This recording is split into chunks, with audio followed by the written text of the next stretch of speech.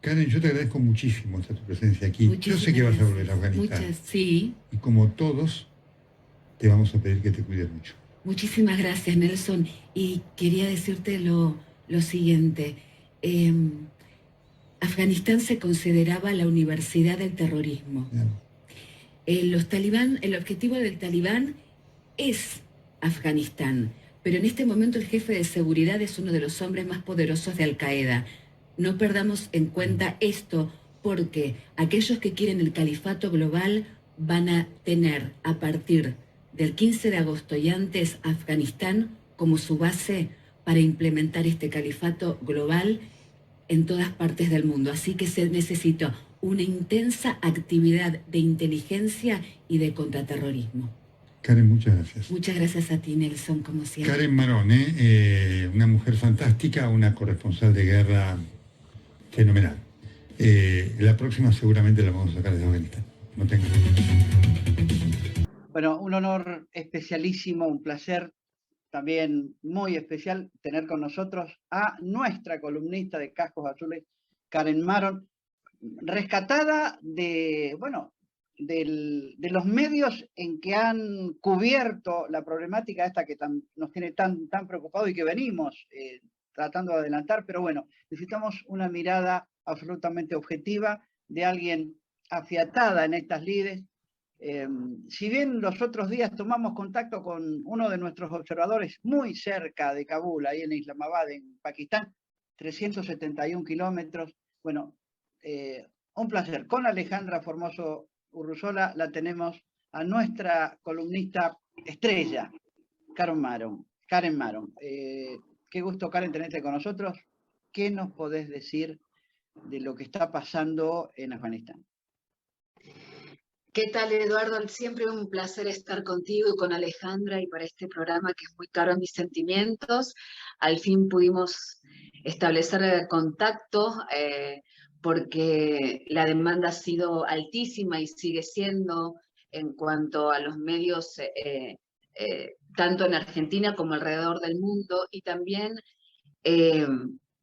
como a veces parece muy lejano, Afganistán hay que explicarlo con mucha claridad y con mucha sencillez, y por eso están organizadas una serie de webinars y de conversatorios también alrededor del mundo, y por ello destaco fundamentalmente este tiempo que tenemos de encuentro, como dije anteriormente, con un espacio que es tan caro en mis sentimientos desde hace tantos años ya. Específicamente con respecto a lo que me preguntaste, Eduardo, hay una cosa fundamental de quienes cubrimos, sobre todo hace 2 décadas ya, la región, todo lo que es el MENA, Medio Oriente y África del Norte, y en específico lo que fue Afganistán. Para mí no ha sido una sorpresa. Yo creo que a nivel global, ese domingo 15 de agosto, apareció el talibán, o apareció en los medios o reapareció, y en realidad yo le estaba prestando mucha atención como otros especialistas, en mi caso como corresponsal, desde noviembre de 2020, cuando se produce en Doha la reunión entre el talibán y el expresidente de Estados Unidos, Donald Trump. Más allá que esta audiencia que ustedes tienen es destacadísima, no está de más aclarar, y también para saber qué términos se pueden utilizar y que es correcto. Talibán es el plural de talib. Talib significa estudiante. Pero también es correcto decir talibanes porque sea castellanizado. Pero generalmente yo voy a utilizar el término al talibán. El talib, estudiante de las madrazas. Las madrazas son las escuelas, algunas escuelas donde se estudia el Islam, y después podemos hablar de las particularidades del talibán. ¿Qué es exactamente? ¿Por qué porque cuando se habla del fundamentalismo, pero ¿a qué escuela realmente pertenece?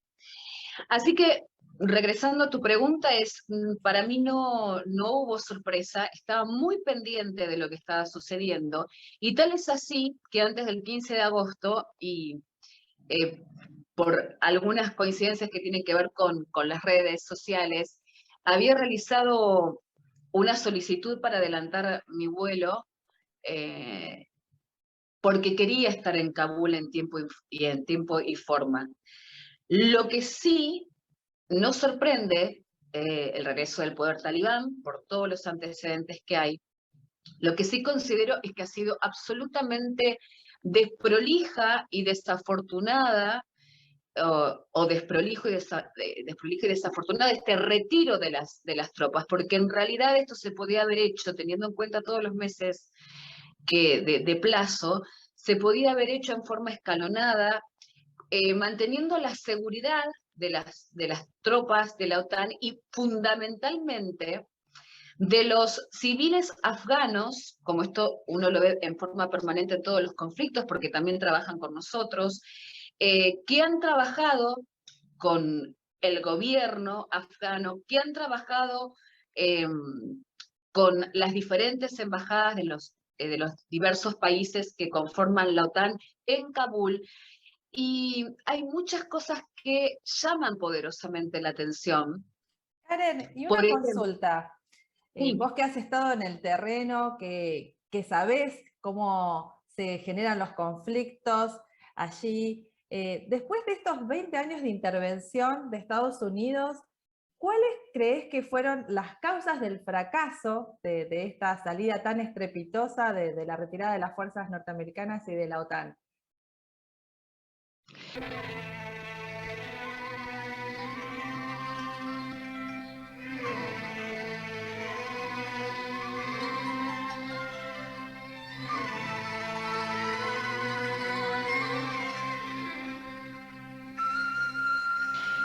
las causas de este fracaso de 2 décadas de intervención de la OTAN son diversas, son multidimensionales.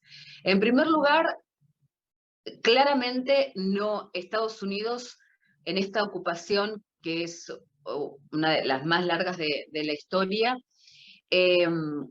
no llevaba, como a veces se utilizó en propaganda, haciendo una analogía con Irak, su objetivo no era establecer una democracia o un régimen democrático en Afganistán, y esto le ha costado a los contribuyentes estadounidenses la suma de $4 trillones. Y en este momento Estados Unidos vive en una instancia muy particular en cuanto a la economía y el impacto que ha tenido el COVID-19 en la población, y estar invirtiendo más dinero en una intervención que no es que es un fracaso ahora.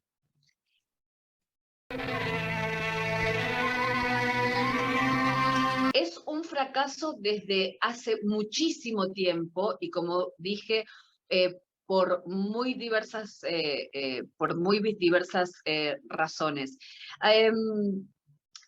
Yo recuerdo, y esto me parece que es importante, durante el gobierno de George Bush, y estaba Condoleezza Rice, tenía asesores que le habían indicado claramente que si esta situación empantanada, donde muchísimos saben que se lo denomina Afganistán el cementerio de los imperios,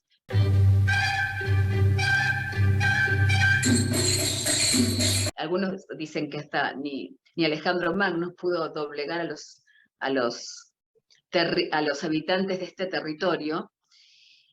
Si no se lograban objetivos en los primeros 3 o 4 o 5 años, lo más recomendable era salir del territorio, justamente por los elementos culturales, los elementos políticos, históricos y religiosos del afgano.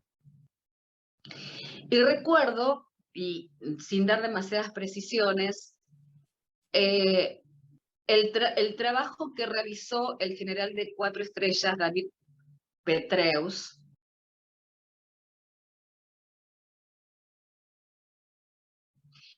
que escribió un manual de contrainsurgencia que en general funcionó positivamente en algunos sectores en Irak, después de la invasión y posterior ocupación en el año 2003 en Irak.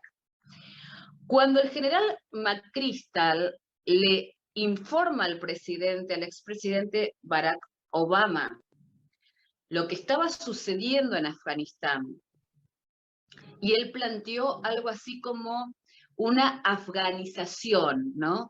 Que es optar por utilizar a soldados afganos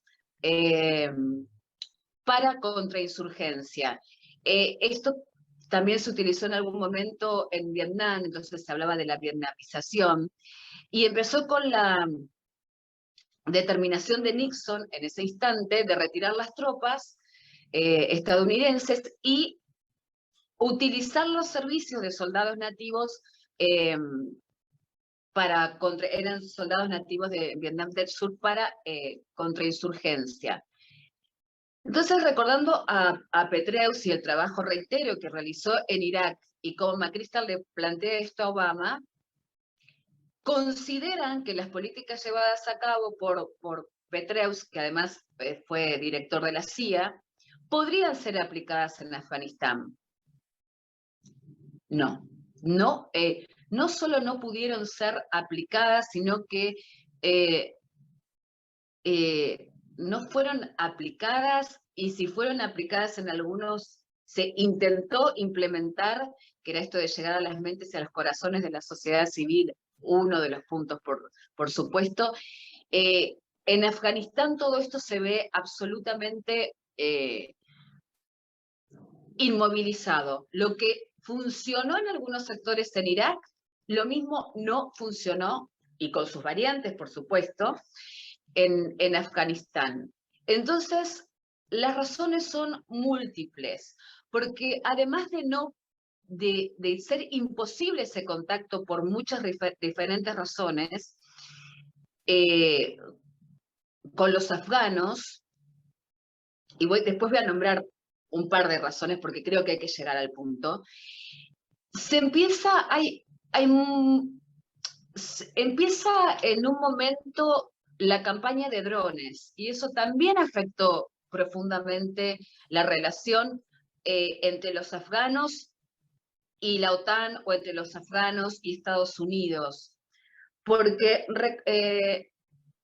cuando estaba el presidente George Bush, creo que se hicieron, estoy hablando general, no estoy siendo específica, porque se llegaron a 300 ataques, supongamos, con drones. Cuando llega la presidencia Barack Obama, esto se multiplica por decenas.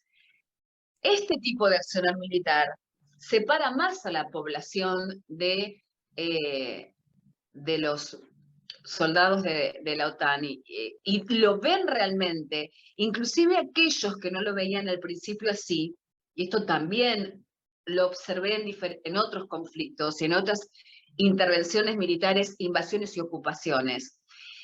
Ya lo ven como un enemigo, y es muy difícil retroceder. Y creo que también hubo un hecho muy específico cuando en el año 2014 se utiliza lo que se denominó la madre de todas las bombas, la denominada MOAB, la GBU-43, que era utilizada o fue utilizada contra el ISIS. Yo en realidad voy a aclarar que le voy a decir Daesh. Daesh es el acrónimo en árabe. Así que Daesh / ISIS, nunca voy a utilizar Estado Islámico. Nosotros en la Unión Europea establecimos hace mucho tiempo ya que no lo íbamos a llamar ni ISIS ni Estado Islámico, y Estado Islámico no lo vamos a nombrar porque no es Estado, ya que no es sujeto de derecho internacional, y no es islámico porque no sigue las reglas del Islam, sino que son distorsiones llevadas al límite de la radicalización. Por lo tanto, es incorrecto denominarlo Estado Islámico, aunque en algún momento eso se estableció, se ha intentado modificar a través de los años. Continúo con la utilización de la madre de todas las bombas. Fallecen alrededor de entre 90 y 100 miembros de Daesh, pero también se produjo el fallecimiento de una cantidad de civiles, de inocentes, y esos fueron como momentos claves donde es imposible tratar de amalgamar una situación que, si esto sucede en el 2014, la intervención militar se produce en el 2001, ya habían pasado 13 años y claramente, y con lo que expliqué anteriormente de los asesores de Condoleezza Rice, que después uno de ellos era David Kilcalin, y después también lo manifestó un general ruso, que si no se gestaba este germen democrático en Afganistán, habría que replegarse del país. Y estamos hablando que eso tendría que haber sucedido año 2005-2006. Entonces, son demasiados años, son 2 décadas y demasiados acontecimientos. En realidad son muchos más, pero por ejemplo hay casos, en un momento estaban los franceses entrenando para graficar el desprecio que tienen algunos afganos, no todos, porque vemos mucha desesperación en el aeropuerto de Kabul, pero seguimos con, me baso en tu pregunta. Estaban los franceses entrenando en Zabul, que no es Kabul, es una provincia de Afganistán, y en el centro donde estaban entrenando a fuerzas especiales afganas, más de uno de los comandos que estaban entrenando, los comandos afganos, dispararon a los propios franceses porque decían que estaban sintiendo un maltrato o destrato, y entonces ahí se ve cómo se va acumulando la ira. Y hay un hecho muy importante para destacar, que habla de las fugas de seguridad que se produjeron. Estoy nombrando muchas cosas, sí. Alejandra, no lo estoy haciendo, quizás voy y vengo porque trato de explicar sos muy clara, algo que muchas gracias. Sumamente complejo, lo estoy tratando de simplificar y reducir, pero esto es mucho más extenso.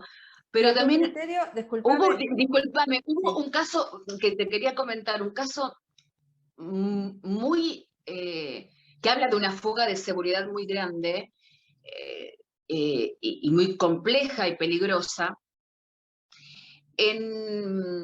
Fue un ataque en Canchanmán que acaba con toda una estación de la CIA, incluida su directora, porque en esta fuga de seguridad actúa como suicida un agente triple. Era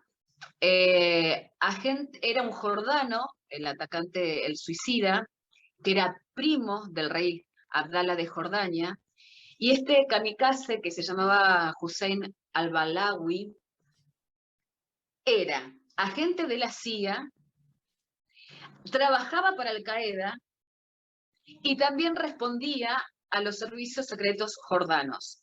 O sea que los errores que se cometieron a nivel político, estratégico, táctico, militar, bueno, el militar depende del político, pero lo que veo a través del tiempo es que no se le prestó atención, claramente no se le prestó atención a los asesores y a los especialistas que realmente conocían el terreno y conocen en cuanto a la materia, a los grandes asesores, y por el otro lado, no se implementaron, o sea, no se prestó atención y no se implementaron las medidas adecuadas que generaron, por ejemplo, sí, lo que decía anteriormente, no se puede, si no se tiene consenso con la población civil, eso está condenado al fracaso. Y como resultado, estamos viendo, Alejandra, si me permitís, o sea, la manera en la que termina la intervención, de una forma caótica, desprolija, con errores gravísimos. Reitero, el aeropuerto de Bagram, que era una gran base militar estadounidense, ¿por qué se cerró? Eso era lo último que se tenía que haber cerrado, por ejemplo, porque ahí albergó en su momento a miles y miles de soldados, pero además tenía un aeropuerto operativo que no hubiera generado los niveles de inseguridad que se generaron tanto para la población civil como para los militares, teniendo en cuenta los atentados que estamos viendo en forma permanente y que van a continuar. Sí. ¿Y qué va a pasar después del 31 de agosto?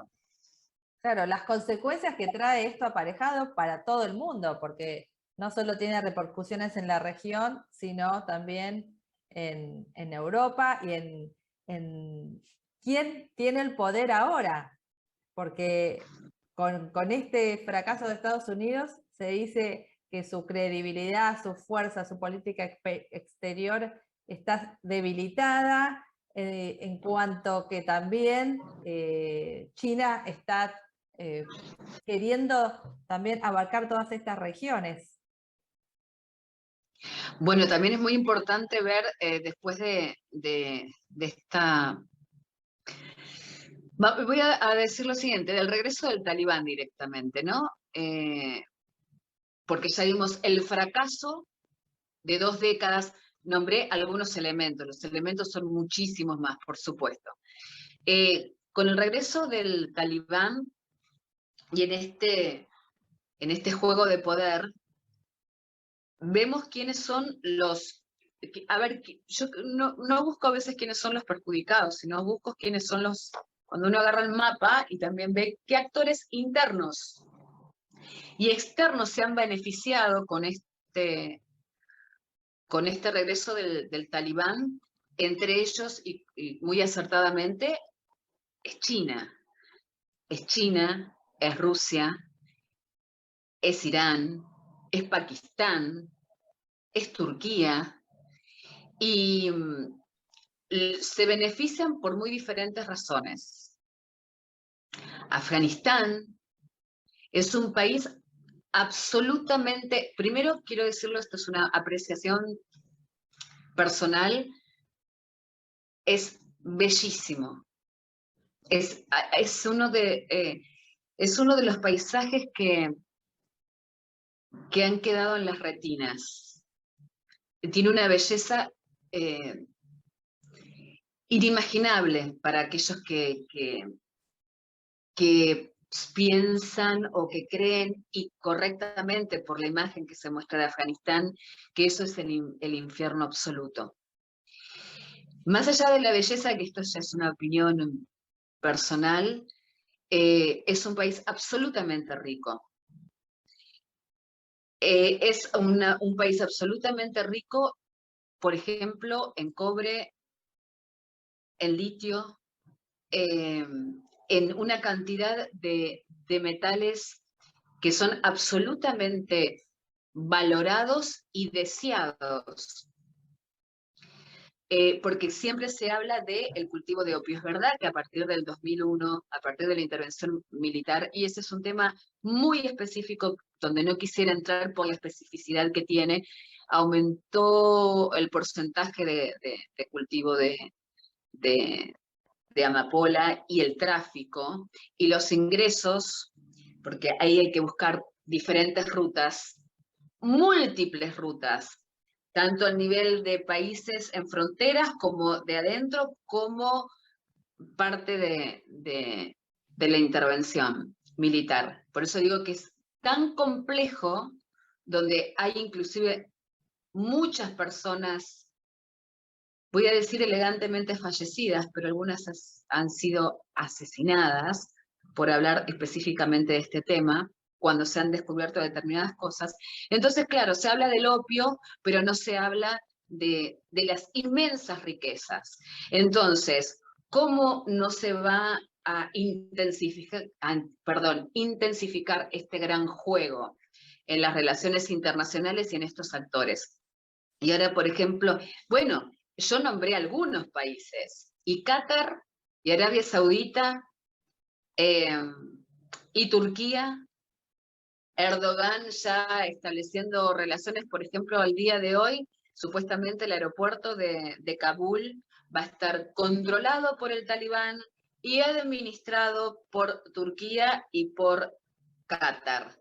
Entonces el juego es tan perverso, porque además de tras 2 décadas de intervención militar, con el gasto no solamente por parte, yo hablé de los contribuyentes de Estados Unidos, sino los contribuyentes también de la Unión Europea, y lo que muchísimas organizaciones aportaban en Afganistán. Pero eso es un dato, bueno, eso es un dato económico. No por nada se fue con casi 170 millones de dólares. Escapó el presidente de Afganistán diciendo que quería evitar una matanza. Sí, un baño de sangre quería evitar. El señor tenía tantos billetes, tanta moneda, tanto dinero en moneda fiat, como se lo denomina, que no entró todo en el helicóptero en el cual se escapaba y quedaron muchísimos millones de dólares en autos en el aeropuerto de Kabul. Por lo tanto, los jugadores son múltiples. Y ahora externos e internos. Porque los internos son impresionantes, ¿eh? Esto está muy simplificado, Alejandra. Sí, sí, sí. A ver, el Talibán más, ya te permito que... Muchísimas gracias por escucharme, para contarte cuáles son los factores internos. Ahí es interesante, porque vos me preguntaste qué es lo que va a pasar a partir de ahora, ¿no? Si antes era la Universidad del Terrorismo, ¿qué se puede convertir ahora? Karen Barón, un honor estar con ella en este momento tan especial que se está viviendo en el mundo. Y queríamos preguntarle a Karen, con respecto al regreso de los talibanes a Afganistán y su rápida posesión del control del país, ¿será de acá en más Afganistán un nuevo bastión del terrorismo internacional como lo fue antes de octubre del 2011? Alejandra, es una pregunta muy, muy compleja. En primera instancia, el Talibán no llega el 15 de agosto, llega el 15 de agosto a Kabul y toma el poder. Pero en realidad vino sucediendo desde noviembre de 2020, como dijimos anteriormente, y yo creo que mucho antes de la reunión con el expresidente de Estados Unidos, Donald Trump, en Doha. Y esto realmente se veía viendo cómo iba cayendo ciudad por ciudad, aldea por aldea, en el vasto Afganistán, y por eso y voy a hacer un juego de palabras, lo que sorprende a aquellos que estamos que estamos tan atentos en la región y que conocemos la región, es que se haya sorprendido el mundo, porque en realidad esto venía cayendo en forma muy rápida, y además habría que analizar en otro momento por qué se dieron estas circunstancias. Inclusive hay información que se maneja, que es que hay ciudades que no fueron tomadas directamente por los talibanes, sino por otros grupos. Y volviendo específicamente a la pregunta, sí, en su momento Afganistán fue considerada la Universidad del Terrorismo, justamente porque no solamente era base de grupos terroristas e integristas, también era territorio de entrenamiento. Entonces, creo que ante esto, porque quedó clarísimo que el mulá Omar le dio asistencia y refugio a Osama Bin Laden en su momento, en lo que denominaban en castellano zonas seguras. Zonas seguras, así se le decía en ese instante, a lugares donde, por esta orografía y por estas características que tiene el territorio afgano, no podrían ser atacados estos grupos. Y creo, supongo que en algún momento, más allá del refugio, entre comillas, y asistencia que le dio el Mullah Omar a Bin Laden, desconocía con anticipación que después se iban a producir los entrenamientos de Al-Qaeda, de la base, y que Afganistán se iba a convertir en lo que se iba a convertir. Pero, reitero, si era la universidad del terrorismo, creo que con la llegada del talibán, aunque prometió que su territorio iba a estar limpio de terroristas, y de allí el acuerdo,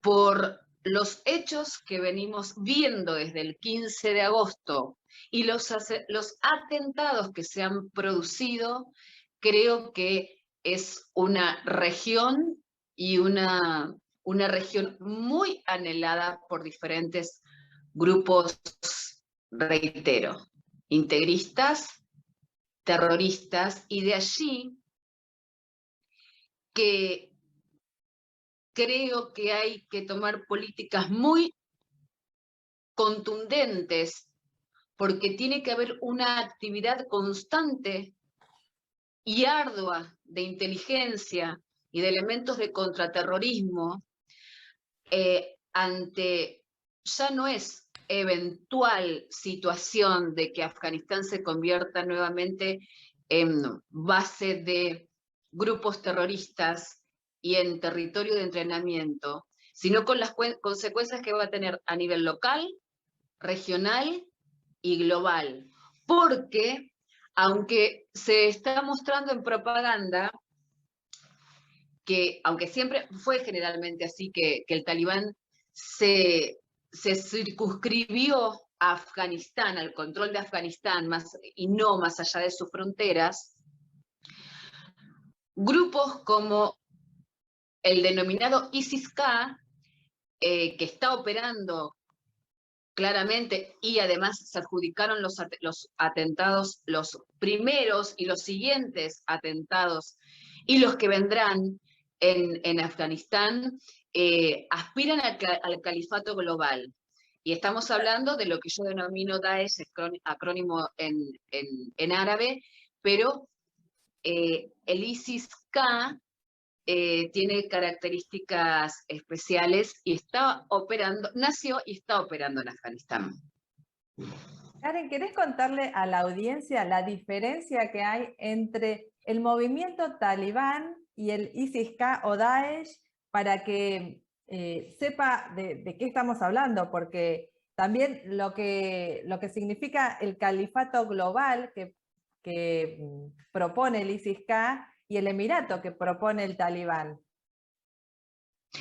Sí, bueno, el talibán, habíamos hablado que significaba talib, estudiante, y hay algo de lo que no se habla demasiado, que son sus orígenes. Se habla de que es un grupo integrista, después se lo denominó grupo terrorista por todas las cuestiones que ya conocemos en su momento, que tienen que ver con Al-Qaeda, pero el talibán, reitero, que estudiaban las madrazas, escuelas del Islam, siempre se lo relaciona con el wahabismo que viene de Wahhabi, Arabia Saudita, que tiene que ver con el salafismo, que es regresar a los orígenes del Islam. Entonces, nunca, lo he visto muy poco, es hablar del origen del talibán. El talibán se basa en algo que se llama deobandismo. Deobandismo se denomina así por la ciudad de Deoband. El deobandismo nace en 1866 al norte de la India, en esta ciudad que les acabo de nombrar, y en estas madrazas, y además era una forma no solamente de estudiar el Islam, que tiene diversas interpretaciones, y voy a hacer una pequeña aclaración, sino como una forma de resistencia ante el Raj británico, es decir, ante lo que ellos consideran la ocupación británica. Así nace el deobandismo. El deobandismo después es cruzado por el wahabismo, se produce un cruce, y tenemos al talibán de hace 20 años y al talibán de ahora. Porque el talibán de ahora ha utilizado muy bien la propaganda. Me hace acordar mucho al Daesh cuando apareció en los medios. En la conferencia de prensa vemos a un talibán, que muchos han dicho un talibán moderado. No existe, no hay manera de que coincidan talibán y moderado. Justamente porque cuando uno va al estudio del deobandismo más el cruzado por el wahabismo, no hay margen para esa moderación de la que se está hablando.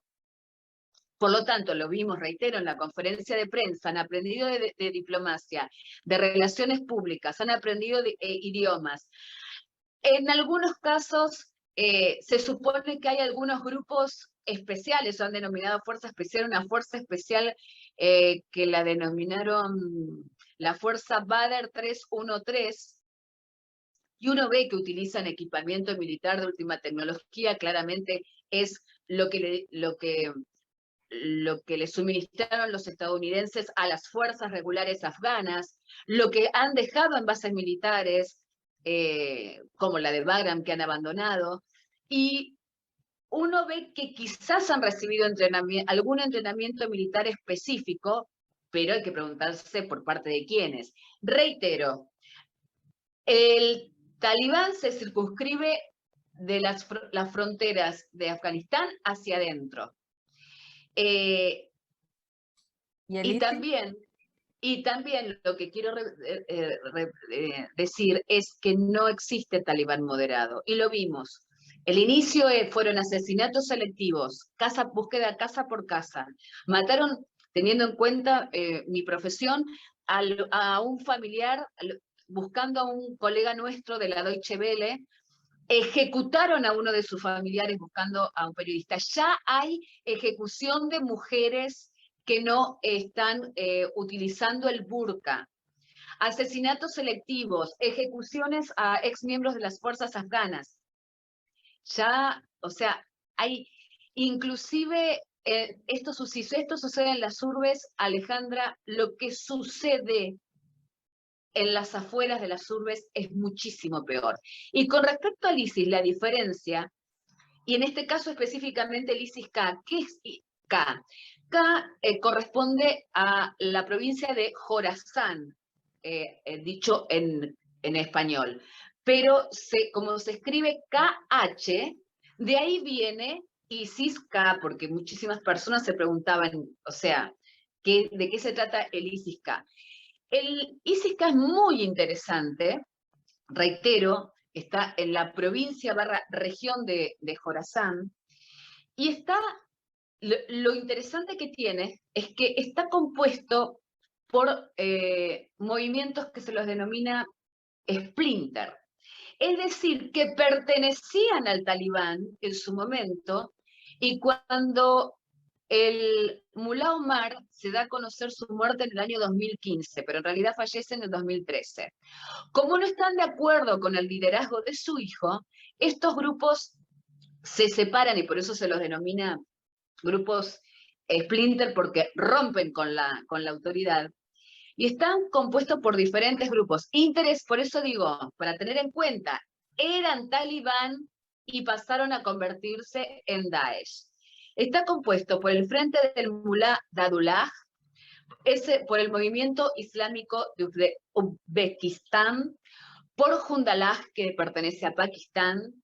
No está demostrado en un 100%, pero también se ha observado la presencia de miembros del Emirato del Cáucaso, que son chechenos, y también está integrado por el Movimiento Islámico de Turquestán Oriental, que son los uigures. Entonces, me parece un dato fundamental de esta transición, de cómo algunos talibán pasaron a convertirse en Daesh. Las diferencias, por ejemplo, el Daesh, y especialmente el ISIS-K, que nace, como dije anteriormente, en el 2015, y en el 2018 se convirtió en una de las 4 se considera una de las 4 organizaciones terroristas más mortíferas del mundo.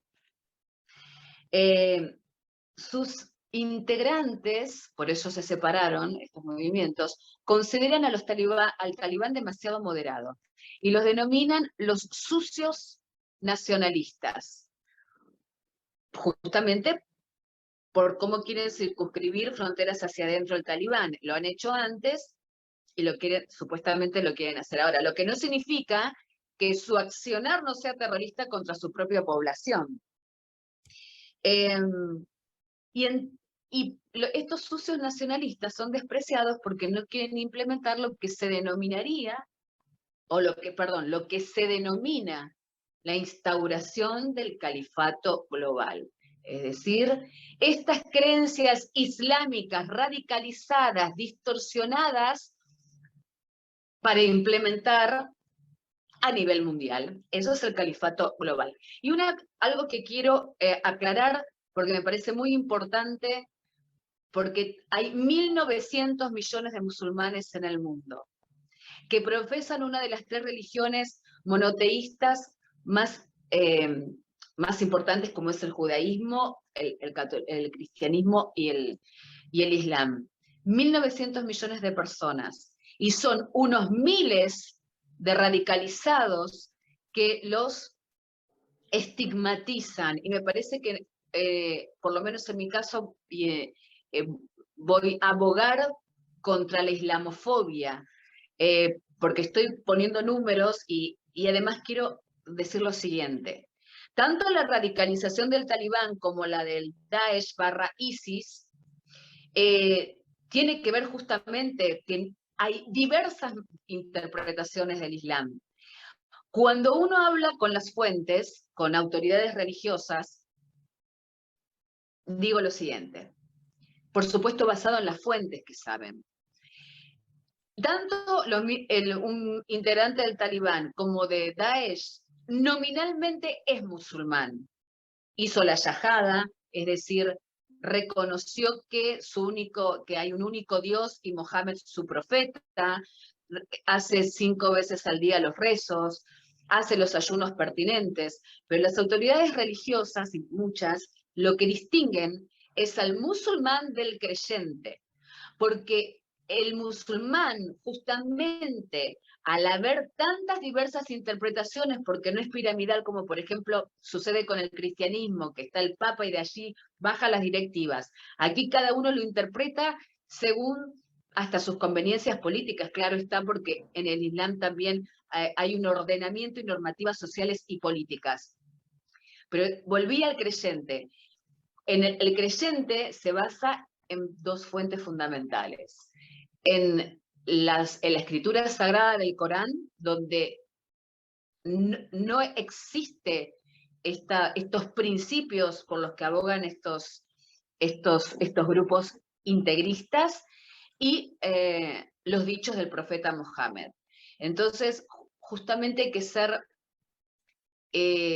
muy claro, porque si no estamos hablando de muy diferentes cuestiones. Y me parece que esto es para tenerlo en cuenta. Entonces, no solamente está la diferencia entre el talibán y el Daesh/ISIS/ISIS-K, en este caso en específico en Afganistán, sino también con 1.900 millones de musulmanes en el mundo. Porque justamente si el ISIS-K considera al talibán un moderado y un sucio nacionalista, a los primeros que van a atacar, y esto lo vi en todos los conflictos que he cubierto, a los primeros que asesinan y ejecutan son a los propios musulmanes, porque los consideran herejes. Ante esa radicalización que tienen, al primero que matan es a los musulmanes. Es una cosa que hay que tener muy en cuenta en esta crisis y en esta situación humanitaria tan espantosa que van a vivir, lo que están viviendo los afganos y que van a vivir.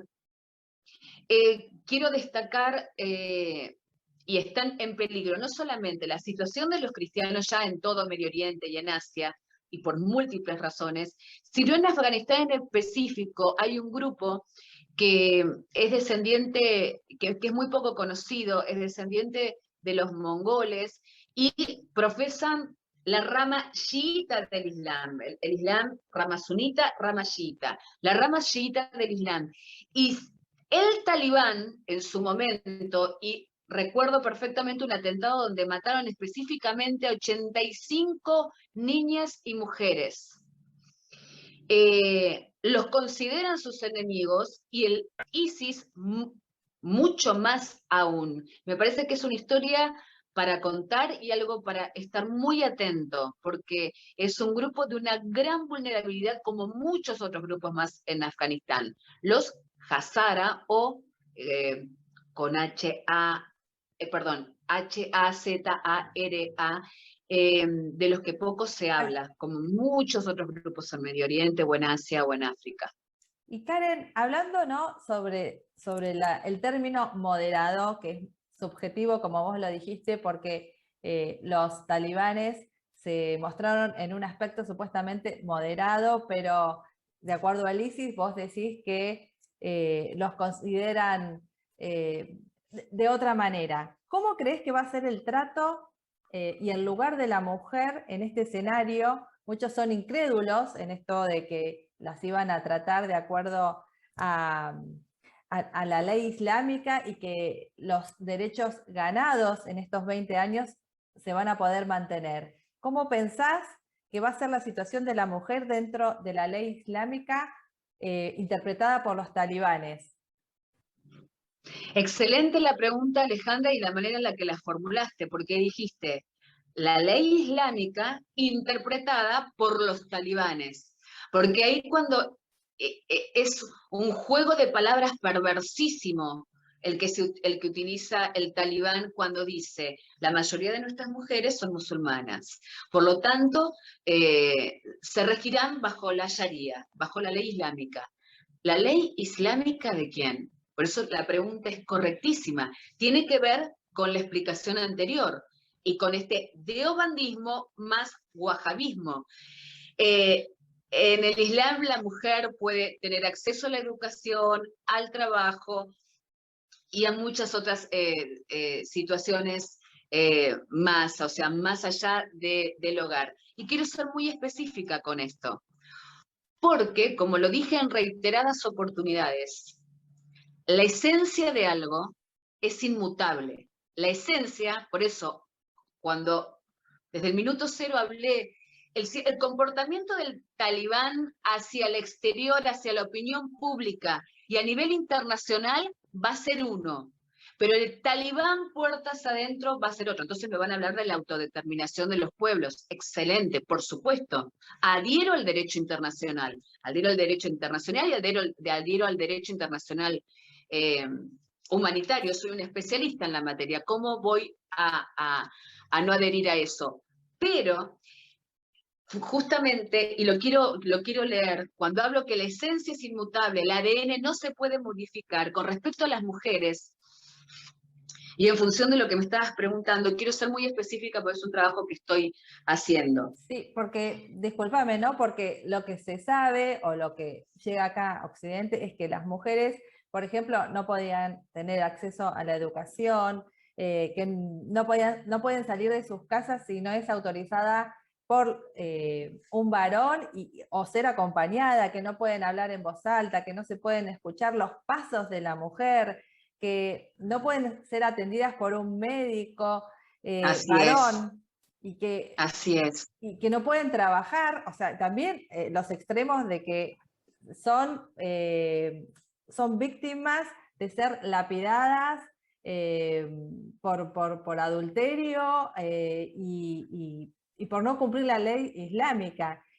Todo por eso no cumplir la ley islámica, como bien dijiste, impuesta por el talibán, claro. Lo que no significa que sea la ley islámica. Claro. Me pareció tan correcta esa aclaración de tu parte. Quiero decir lo siguiente, hacer dos salvedades, si me permitís, antes de decir lo específico, porque es muy interesante ir a las fuentes, muy importante en este trabajo que estoy realizando. En primera instancia, siempre se hizo mucho hincapié que durante las 2 décadas de la intervención militar, las mujeres habían afortunadamente accedido a la educación o a puestos de trabajos determinados o a funciones públicas determinadas. Y esto hay que aclararlo, ha sido en un muy pequeño porcentaje y en las urbes.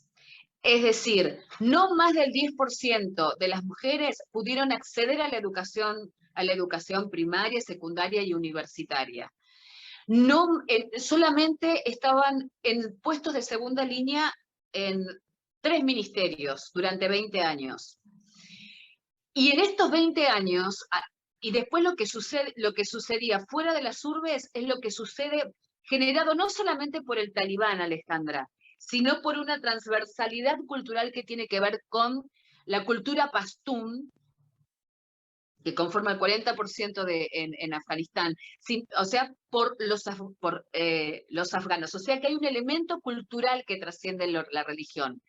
Mientras en estos 20 años afortunadamente hubo muchas mujeres, aún digo en porcentaje mínimo, que accedieron a la educación, que tuvieron visibilidad, que con su coraje y con su valentía pudieron levantar la voz y mostrarle al mundo que era lo que había hecho el talibán, pero también lo que hace grandes sectores de la cultura afgana, siguieron sucediendo en esta época, en estas 2 décadas. Los asesinatos de honor. El asesinato de honor es, por ejemplo, una mujer es violada y su propia familia, su padre, su hermano o cualquier otro pariente, la asesina y la responsabiliza por su propia violación. Esa mujer no va a ser ni contenida, ni cuidada, ni protegida. Es responsabilizada por un abuso realizado por un hombre que no solo no va a ir a prisión, ni va a tener el desprecio de una sociedad, sino que se legitima su acto en forma cultural, social, y tampoco es penado por la ley. Eso sí, eso fue antes de la intervención militar, fue durante el talibán, durante la intervención militar, y será mucho peor ahora. Siguieron sucediendo los matrimonios forzados con niñas menores de 16 años, niñas de 10, 12, 14 años. Eso nunca se interrumpió. Entonces, hay una cosa muy relativa con respecto a el progreso de la mujer durante estas 2 décadas en Afganistán. Eso siguió sucediendo, y reitero, tiene que ver con una transversalidad y con un elemento cultural más allá de lo religioso, porque claramente no impactó en estos 20 años de presencia occidental. Y voy a lo siguiente para ser muy específica, Alejandra, y muchas gracias además por darme pie. Es absolutamente común para los deobandís, es decir, para los talibanes, impulsar el purdaj, que es la segregación extrema, con las mujeres confinadas en la casa, usando un burka para salir, una cobertura absolutamente de cabeza, bueno, que sabemos que cubre la cabeza a los pies, y yo que generalmente uso la hijab, la baya y demás.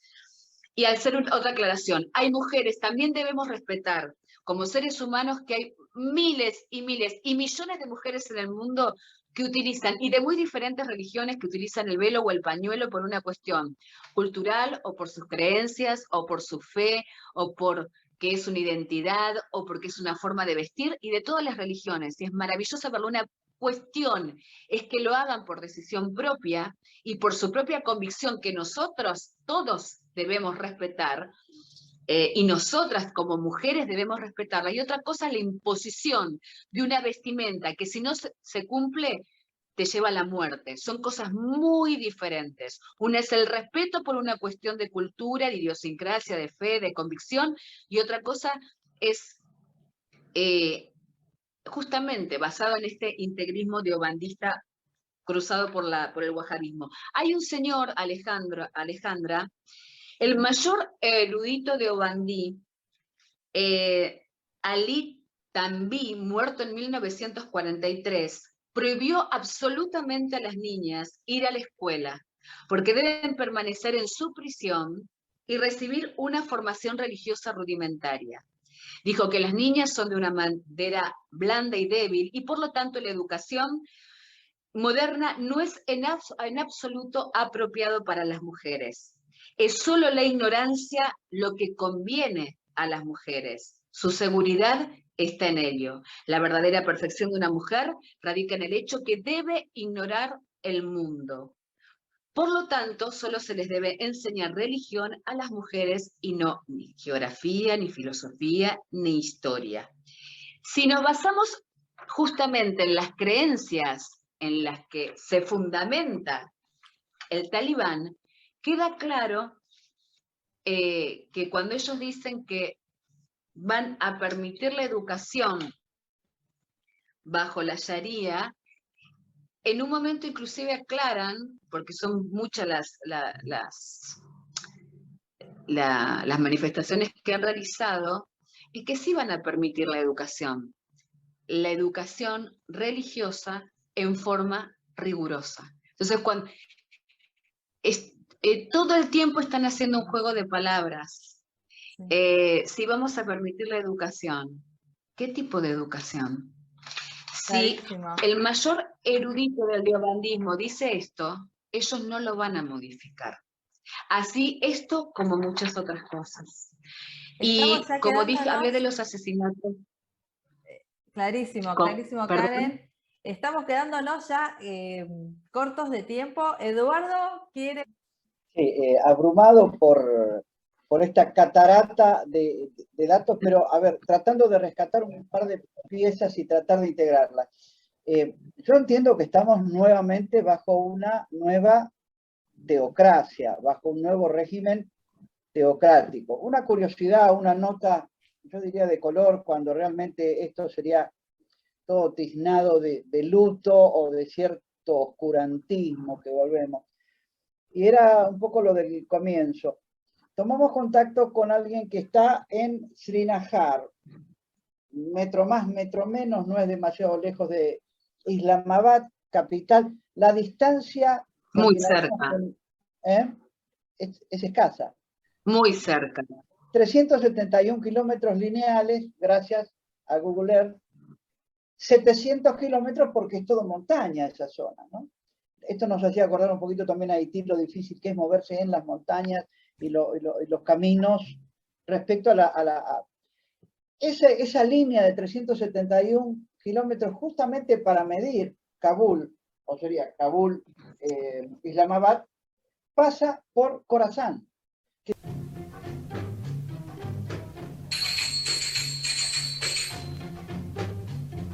Es una pequeña provincia que albergaría estos 2.000, 3.000 supratalibanes, por llamarlos de algún modo, porque 10.000 serían en total, número más, número menos, vos tendrás un número quizá más exacto. Ahora, el islamismo aboga por la OMA, digamos, por la mancomunidad panarábiga o como se quiera llamar. La estructura en el terreno, y perfectamente comparto, igual que Horacio Calderón me enseñaba estos datos, no llamar Estado Islámico como un hecho consumado, darle entidad de Estado a lo que realmente es, yo diría, ni siquiera estatal, ni siquiera tendría estatalidad, pero nos estamos encontrando a un nuevo error, como en su momento Estados Unidos apoyó al Talibán. Esto lo hemos editorializado en nuestros últimos programas en la página de Cascos Azules, es que Estados Unidos es incapaz de entender al otro. Yo aprendí de un alumno una vez que para tener cierta empatía, para ponerse en los zapatos del otro, hay que sacarse los propios. En esa figura tan pedagógica. Totalmente, Eduardo. Por eso de allí que fallan en forma constante. Además, no se puede analizar Medio Oriente o África o Asia, porque estamos partiendo de una base errónea, con nuestro concepto de vida, con nuestra forma de vida, con nuestra religión. O sea, mirar o querer entender desde nuestra idiosincrasia, por ejemplo, otra cultura es absolutamente erróneo. Si se parte de lo erróneo, se termina en lo erróneo, Eduardo. Claramente como lo estás diciendo. Tal cual.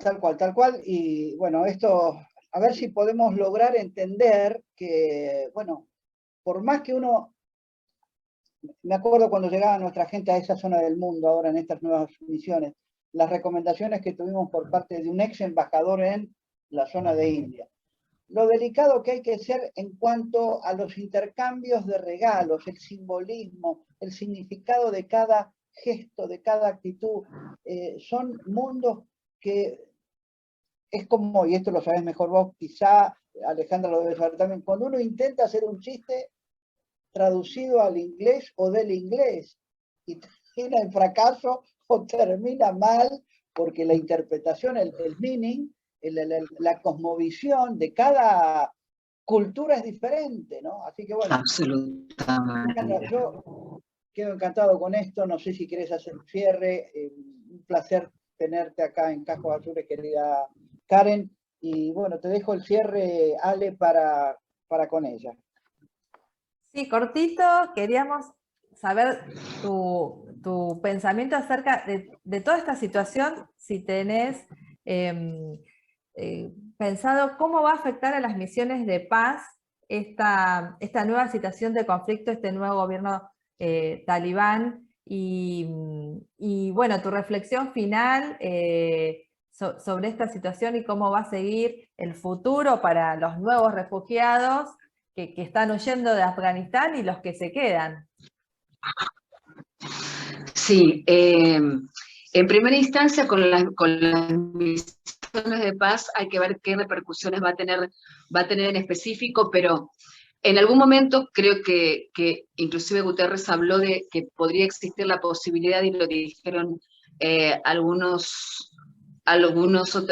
otras personas manifestaron si se podían desplegar cascos azules en la región, y en lo personal, y teniendo en cuenta qué es lo que está sucediendo, las misiones de paz de la ONU en este momento me parece que no, o sea, con semejante caos, no es un momento para que se desplieguen ahora, ni creo que sean en un futuro ni inmediato, claramente, ni inmediato, y ni siquiera sé largo plazo. Lo veo muy complejo porque si en este momento hay un rechazo hacia lo occidental, hacia la OTAN, obviamente una misión de paz no creo que sea viable en este momento, teniendo en cuenta todo lo que sucedió y lo que está sucediendo. Más allá de las intenciones que pudieran tener, sí creo que pueden llegar a operar diferentes grupos como la Media Luna, con esta crisis humanitaria espantosa que está sucediendo y que va a suceder. Son otras organizaciones las que tienen que estar en el terreno, la Media Luna Roja, Médicos Sin Fronteras, claramente tienen que ser otros, y quizás inclusive, no sé si les van a permitir ingresar en el territorio. Todo va a depender va a ser en función de la imagen que quieran seguir dando y de los socios que van a tener y que tienen. Yo no digo, las cosas cuando suceden públicamente es porque ya los acuerdos se realizaron hace mucho, mucho, mucho tiempo, de los socios que tienen en la actualidad el talibán. Y me estabas hablando de un tema de refugiados. La cantidad de diáspora y de refugiados afganos que hay en el mundo es inmensa, la verdad, y creo que está superada por refugiados sirios. También hay que tener en cuenta que en la zona de lo que se llama la línea Durán, entre Pakistán y Afganistán, hay más de 25 millones de afganos. Y en este momento estimo que hay unos 2 millones de refugiados afganos alrededor del mundo. Pakistán tiene 2 millones de refugiados y habrá 1.100.000 en otras partes. Y ante esta desesperación y ante estas situaciones, bueno, si no puedo cruzar las fronteras, lo que trato es de desplazarme.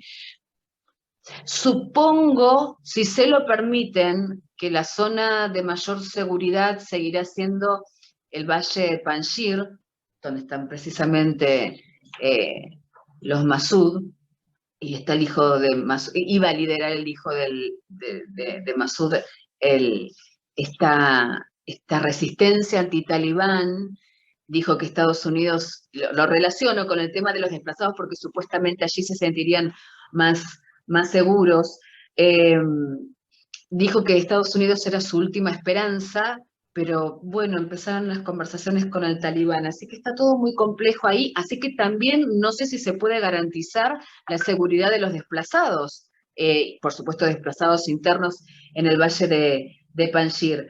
Y creo que los va a llevar con mucha desesperación a tratar de pasar la frontera de Pakistán a través de Kandahar, que configura el círculo pastún, y creo que la situación va a ser es absolutamente extrema.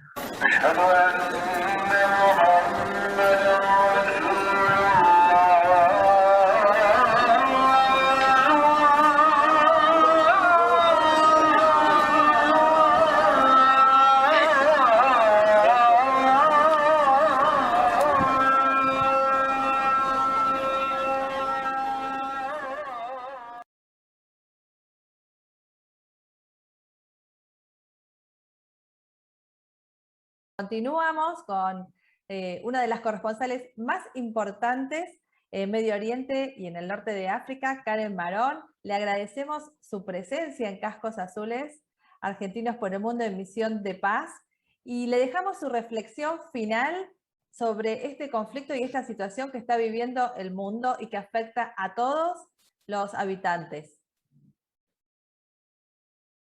Bueno, Alejandra y Eduardo, la reflexión final siempre va a estar centrada en las víctimas civiles de las guerras, de los conflictos, de estas crisis humanitarias, de estas intervenciones, de las ocupaciones, de las invasiones, porque realmente yo voy un paso más allá y no les digo, bueno, víctimas civiles, sino que son los inocentes entre los inocentes y con los que tenemos que tener la más profunda y absoluta empatía y consideración, porque están viviendo el infierno creado por el hombre, como siempre digo que es la guerra, porque en este transcurrir de la vida uno realmente comprueba que la guerra es el infierno creado por el hombre, como tenemos la capacidad de crear la guerra, también reflexionar que tenemos la capacidad de crear la paz.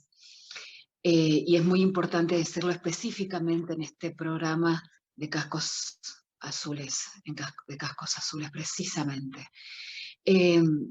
Así que focalizar allí y recordar algo que me pareció y que me resulta sumamente importante, es que cuando hablamos de que esta evacuación no tendría que haber sido de esta manera porque se podía haber programado y reprogramado meses antes, quiero destacar, aunque ya los nombré anteriormente, al general de 4 estrellas, David Petró, que claramente también lo mencioné, que estuvo a cargo de las operaciones en Irak y en Afganistán. Tanto el general David Petró como el ex embajador estadounidense en Afganistán, Ryan Crocker, ya en el mes de abril le habían enviado una petición a través de una carta al secretario de Estado Blinken para que comenzaran a evacuar a los colaboradores afganos de Estados Unidos en Afganistán. Precisamente con una mirada humana y humanitaria para salvaguardar la vida de personas que trabajaron y colaboraron con diferentes gobiernos y en específico con el gobierno de Estados Unidos. Y hablando, y para cerrar, con esta mirada humana y humanitaria y mucho más amplia de estas dos personalidades, en su momento tuvieron un grado de apertura, tanto Petraeus como Crocker, que trabajaron contra el Daesh / ISIS en las operaciones que se estaban realizando, en las incursiones que estaban realizando en Afganistán. tuvieron una colaboración directa que, por lo que he visto, muy poco se conoce en algunos países, sí en Estados Unidos y en Europa, con el general iraní Qasem Soleimani, el jefe de la fuerza Quds, perteneciente a la Guardia Revolucionaria iraní, que fue asesinado en el aeropuerto de Bagdad el 4 de enero de 2020. Por orden del expresidente de Estados Unidos, Donald Trump. Y fue considerado inclusive en un programa especial de la CNN en inglés, se lo consideraba el adalid de la lucha contra el ISIS/Daesh. ¿Por qué estoy nombrando esto? Porque hay momentos donde políticamente no se conoce o no se conoce a nivel de opinión pública, pero hay algunas personas, nombrándolo a Petraeus y a Crocker y a Soleimani, que trabajaron en conjunto contra este grupo, ya no es integrista, este grupo terrorista compuesto por seres humanos, vamos a decirle de alguna manera, por personas que llevan la bestialidad y la brutalidad al extremo. Y me parecía interesante nombrarlo en este momento, porque cuando asesinan a Soleimani, la administración Trump, tanto Petraeus como Crocker también se manifestaron, como en este caso, comentando que habían tenido una excelente relación en la lucha contra el Daesh en Afganistán, y que tanto a ellos como a otros mandos militares o de la inteligencia estadounidense les había parecido, para decirlo elegantemente, un desacierto total este asesinato selectivo, porque Soleimani representaba en sí mismo como si fuese el equivalente al jefe de la CIA, del CENTCOM y de otros organismos de altísima importancia en Estados Unidos.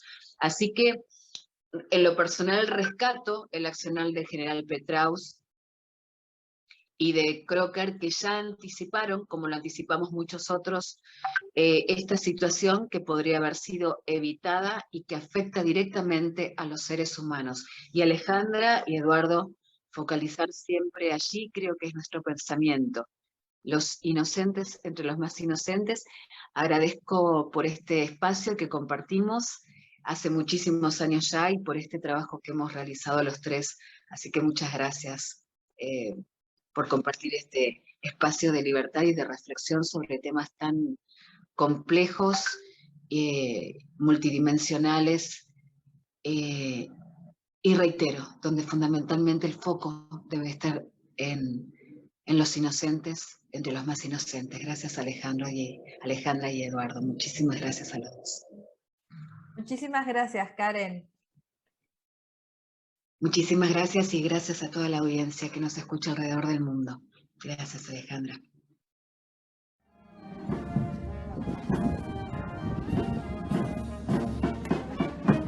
Para nosotros eso es una gran alegría, es una tristeza porque nunca debí celebrar esto. Pero hoy lo celebro, hoy lo celebro. Y creo que con esto toda la Argentina debe dar vuelta una página. Una página que nos distanció mucho tiempo por la inconducta de algunos.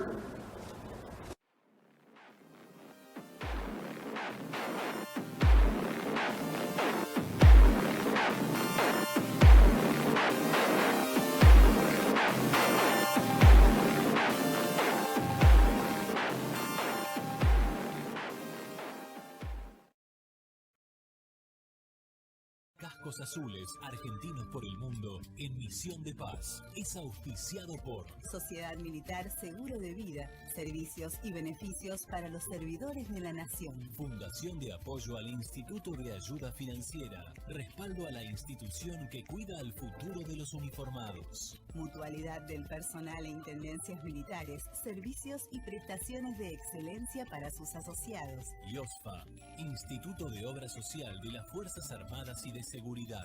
Y la colaboración de Gendarmería Nacional, Armada y Fuerza Aérea Argentina.